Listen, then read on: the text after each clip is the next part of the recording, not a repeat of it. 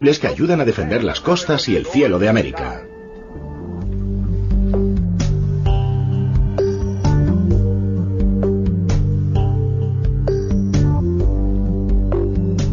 Todas las fuentes de petróleo más accesibles del mundo ya han sido exploradas, analizadas y explotadas. Las multinacionales y los países productores se han beneficiado ampliamente de estas minas de oro gracias a la democratización de los medios de transporte. Más o menos a mediados del siglo XIX apareció el petróleo, y aquello supuso una enorme cantidad de una energía nueva, fácil y útil. Era como disponer de un ejército de esclavos trabajando para ti gratis. Y la población del mundo se multiplicó por 6. Exactamente, pero exactamente en paralelo con el petróleo. Así que uno puede llegar a la conclusión de que el petróleo es el riego sanguíneo de la economía. Todo el mundo se mueve gracias al petróleo.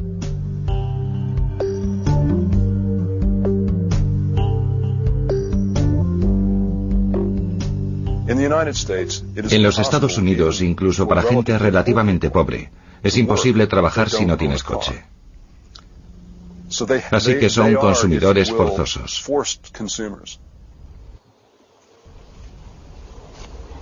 El profesor universitario y economista Chris Sanders es un experto en el mundo del petróleo. También es asesor de algunos fondos de pensiones americanos que invierten en petróleo. La dependencia de esta fuente de energía le preocupa. La gente no comprende lo importante que es. No comprende que la agricultura industrial moderna es sencillamente un proceso que convierte la energía del petróleo en las calorías que consumen. Desde los fertilizantes que van a la tierra para que crezcan las plantas, hasta los paquetes de plástico que cubren la comida en los supermercados, es todo petróleo. Petróleo y más petróleo. Las compañías petroleras compiten entre sí disgregando las moléculas del petróleo y convirtiéndolas en lo que usted quiera.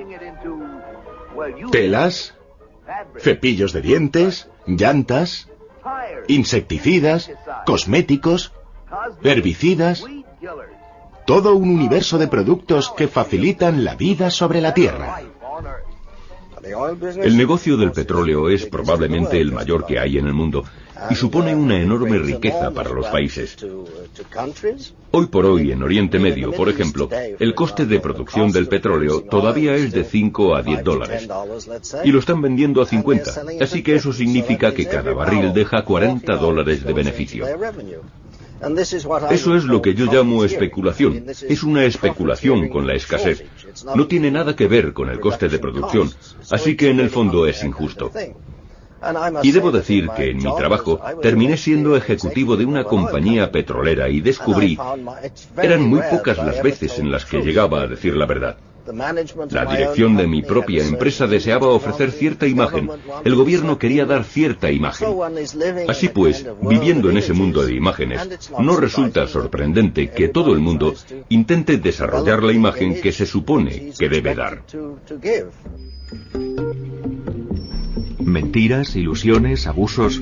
Las acusaciones de Colin Campbell han desestabilizado enormemente a la industria del petróleo. Las multinacionales ganan miles de millones, pero tan solo representan el 10% del mercado. Los grandes países productores de petróleo poseen el 90% de las reservas mundiales.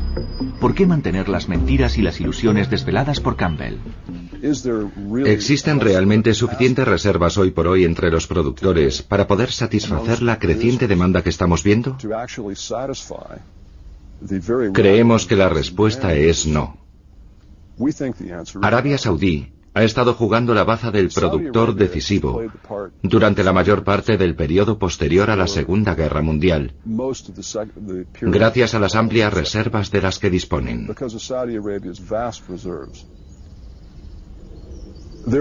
Sin embargo, empieza a haber buenas razones para pensar que la capacidad de Arabia Saudí para interpretar ese papel se ha debilitado, ya que su yacimiento más grande y antiguo, el yacimiento de Gawarat, está dando muestras de estar en declive.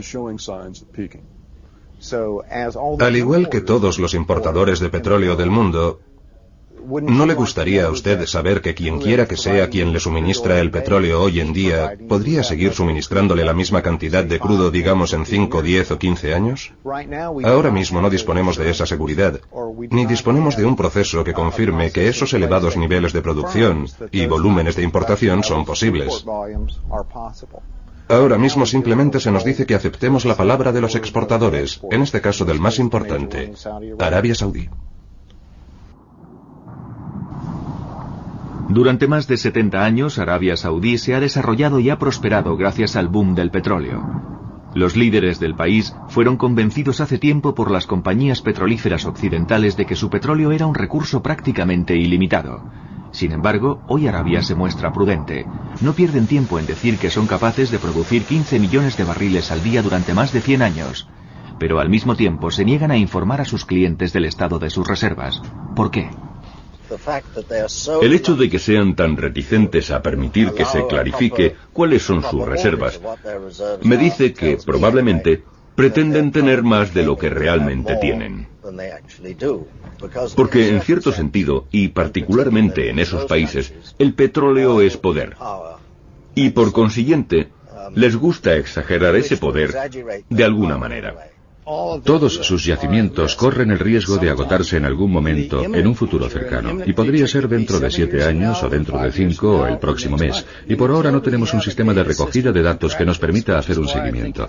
Por eso creo que es fundamental que se sigan las recomendaciones de organismos como la Agencia Internacional de la Energía, Naciones Unidas, el FMI y el G7, sobre la necesidad de disponer de datos concretos de producción y existencias, yacimiento a yacimiento y pozo a pozo. No me importa si esos países declaran que se trata de un secreto de Estado. Si se trata de un secreto de Estado, deberían ser considerados proveedores poco fiables.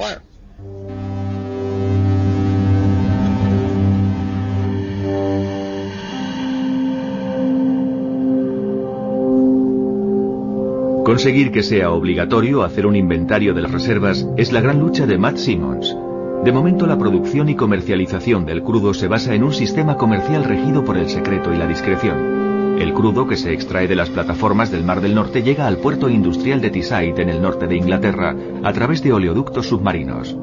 Luego se carga en petroleros como el North Atlantic, un navío de carga de propiedad danesa fletado por una multinacional francesa. Las 200.000 toneladas de crudo en este petrolero deben entregarse dentro de 2 días en una refinería francesa.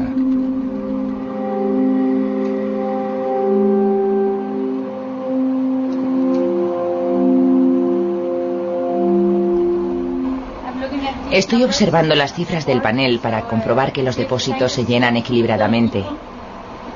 Si pones más en la zona de estribor que en la zona de babor, el barco se escoraría.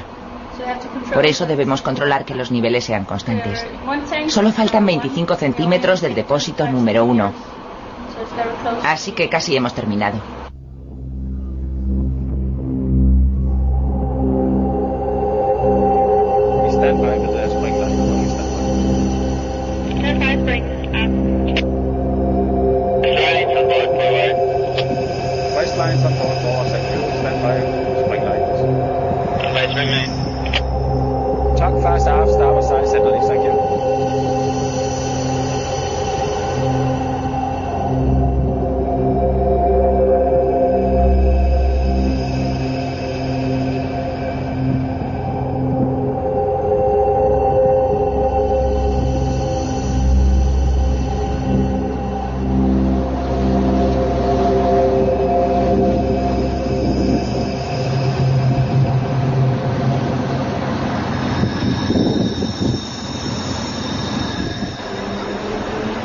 La ausencia total de información sobre las reservas de los países productores y las cifras de venta del crudo son la especialidad de Swiss Transparency con base en Ginebra.